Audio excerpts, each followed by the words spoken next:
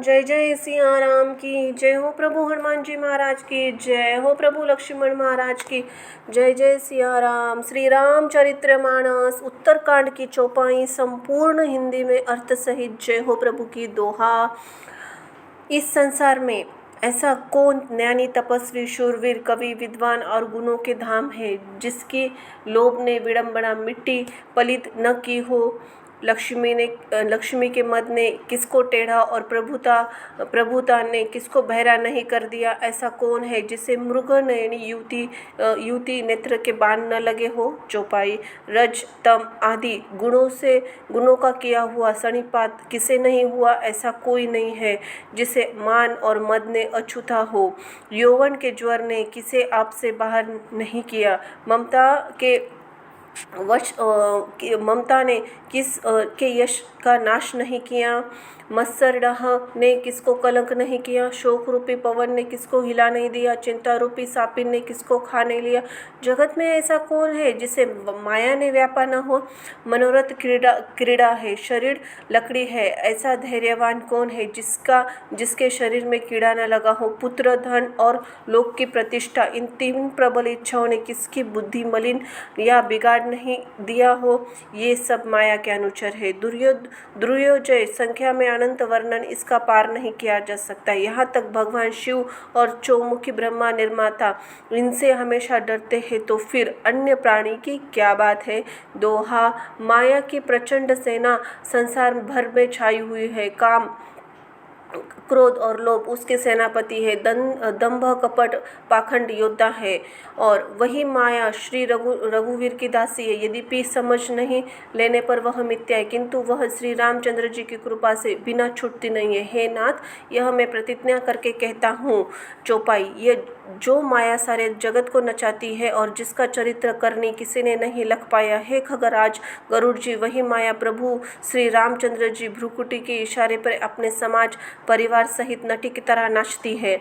श्री रामचंद्र जी सच्चिदानंद घन है, जो अजन्मे विज्ञान स्वरूप रूप और बल के धाम, सर्वव्यापक एवं व्याप स्वरूप अखंड अनंत सर्वम अमोघ शक्ति, जिसकी शक्ति कभी व्यर्थ नहीं होती और 6 ऐश्वर्यों से युक्त भगवान है। वे निर्गुण, माया से गुणों से रहित, महान, वाणी और इंद्रियों से परे, सब कुछ देखने वाले, निर्दोष, अजय, ममता रहित, निराकार, माया की आकार से रहित, मोह रहित, नित्य, माया रहित, सुख की राशि, प्रकृति से परे प्रभु, सर्वसमर्थ, सदा सबके हृदय में बसने वाले, इच्छा रहित, विकार रहित, अविनाशी ब्रह्म है। यह माया श्री राम में मोह का कारण नहीं है। क्या अंधकार का समूह कभी सूर्य के सामने जा सकता है। दोहा।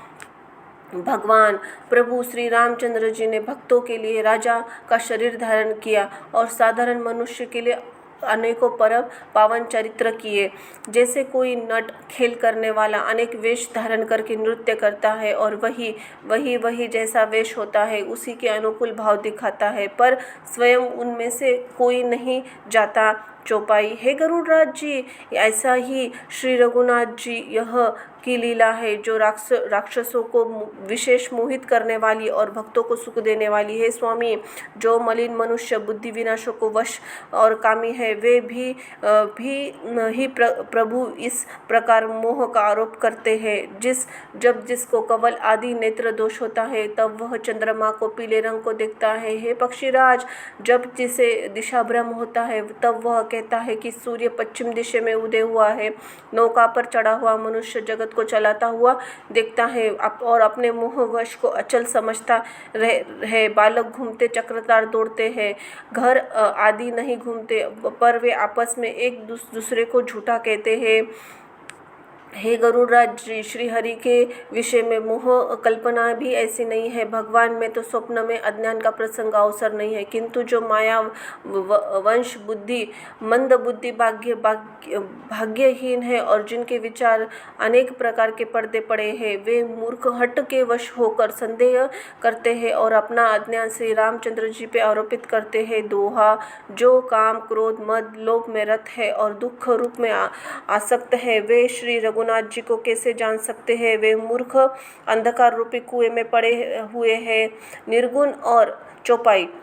निर्गुण और अनंत सुलभ सहज ही समझ में आने वाला है, परंतु गुणान्वित दिव्य सगुण रूप को कोई नहीं जानता। इसलिए उन गुणों को सगुण के अनेक प्रकार के सुगम और अगम चरित्रों को सुनकर मुनियों ने को भी भ्रम हो जाता है। चौपाई।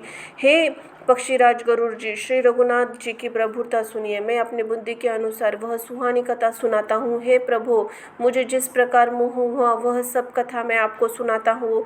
हे तात, आप तो श्री रामचंद्र जी के कृपा पात्र है। श्री हरि के गुणों में प्रीति है, इसीलिए आप मुझे सुख देने वाले हैं। इसी में आपको कुछ भी नहीं छुपाता और अत्यंत रहस्य की बातें आपको गाकर सुनाता हूँ। श्री रामचंद्र जी का स्वभाव सुनिए। वे भक्त अभिमान कभी नहीं रहने देते, क्योंकि अभिमान जन्म मरण और रूप का मूल है, अनेक प्रकार के क्लेशों तथा शोकों का नाश देने वाला है। इसीलिए कृपानिधि उसे दूर कर देते हैं, क्योंकि सेवक पर उनकी बहुत अधिक ममता है। हे गोसावी, जैसे बच्चे के शरीर में फोड़ा हो जाता है तो माँ उसे कठोर हृदय से भांति चारा डालती है। दोहा। यद्यपि बच्चे पे पहले फोड़ा चिरते समय दुख पाता है तो अधिक होकर रोता है, तो भी रोग नाश के लिए माता बच्चे को उस पीड़ा को कुछ भी नहीं गिनती, उसकी परवाह नहीं करती और फोड़ों को चिरवा देती है। उसी प्रकार श्री रघुनाथ जी अपने दास का अभिमान उसके हित के लिए हर लेते। तुलसीदास जी कहते हैं, ऐसे प्रभु को भ्रम में भी त्याग कर क्यों नहीं भजते। चौपाई। हे गरुड़राज, श्री रामचंद्र जी की कृपा और अपनी जड़ता मूर्खता की बात कहता हूँ, मन लगाकर सुनिए। जब जब श्री रामचंद्र जी ने मनुष्य धारण करते हैं तब तब भक्तों की लीलाएं करते हैं, तब मैं अयोध्यापुरी जाता हूँ और उनकी बाल लीला देखकर हर्षित होता हूँ। वहाँ जाकर मैं जन्म महोत्सव देखता हूँ। भगवान की शिशु लीला में डूबा कर 5 वर्ष तक वही रहता हूँ। बालक रूपी श्री रामचंद्र जी मेरे इष्ट देव है। इसके शरीर में अरबों कामदेव की शोभा है। हे गरुड़राज जी, अपने प्रभु को देख कर नेत्रों को सफल करता हूँ। छोटे से कौवे का शरीर धरकर और भगवान के साथ साथ फिरकर मैं अनेक प्रकार की भांति भांति बाल चित्रों को देखता हूँ। दोहा। लड़कपन में वे जहाँ जहाँ फिरते हैं वहाँ वहाँ मैं उनके साथ उड़ता हूँ। आंगन में उनकी जूठन पड़ती है तो वही उठाकर खाता हूँ। एक बार श्री रघुवीर ने सब चरित्र बहुत अच्छे तरह से किए हैं। प्रभु की उस लीलता का स्मरण करते हुए शुंडी जी का शरीर प्रेमावंश पुलकित हो गया।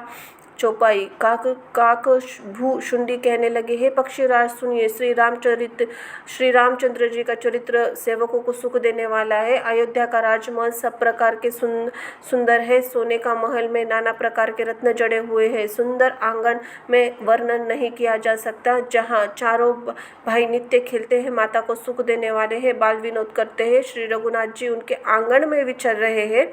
मरकत और मणि के समान हरिताभ श्याम कोमल शरीर है। अंग में बहुत से कामदेव की शोभा छाई हुई। नवीन लाल कमल समान लाल कोमल चरण है। सुंदर अंगुलियां है। नख और ज्योति चंद्रमा को हरने वाले हैं। तलवे वज्रादि वज्र अंकुश ध्वजा कमल के 4 सुंदर चिन्ह है। चरणों में मधुर शब्द करने वाले सुंदर नूपुर है। मणियों के रत्न में जड़ी हुई सोने की बनी हुई करधानी शब्द सुहाना लग रहा है। दोहा।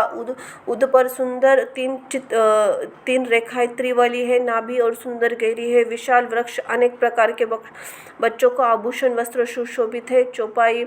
लाल हाथियों पर नख अंगुलियां मन को हरने वाले विशाल भुज को धारण करने वाले आभूषण बाल सिंह के बच्चे से कंधे और शंख समान 3 रेखाओं से युक्त गला है। सुंदर हुडी है और मुख के तो छवि सीमा समान है। कलबल तोतले वचन है। लाल होठ है। सुंदर उज्जवल और छोटी छोटी ऊपर नीचे 2 दंतुलियां है। सुंदर लाल मनोहर नसिका सब सुखों को देने वाली चंद्रमा की अथवा सुख देने वाली समस्त कलाओं से पूर्ण चंद्रमा की किरणों के समान मधुर मुस्कान है। नीले कमल के समान नेत्र जन्म मृत्यु के बंधन छुड़ाने वाले हैं। ललाट पर गोराचंद का तिलक सुशोभित है। भौड़े टेढ़ी है। कान सम सुंदर है। काले घुंघराले केशों से छवि छा रही है, पीली और महीन झुनगली शरीर पर शोभा दे रही है। उनकी किलकरी चितवन मुझे प्रिय लगती है। राजा दशरथ जी के आंगन में विहार करने वाले रूप की राशि श्री चंद्रमा रामचंद्र जी अपनी तिरछी नज़र देखकर ही नाचते हैं और मुझे बहुत प्रकार से खेल करते हैं। जिन चरित्रों का वर्णन करते मुझे लज्जा नहीं आती। किलकारी मारते हुए मुझे पकड़ने दौड़ते और मैं भाग चलता, तब मुझे पुआ दिखलाते हैं। जय जय सिया राम की जय हो, प्रभु हनुमान जी महाराज की। धन्यवाद।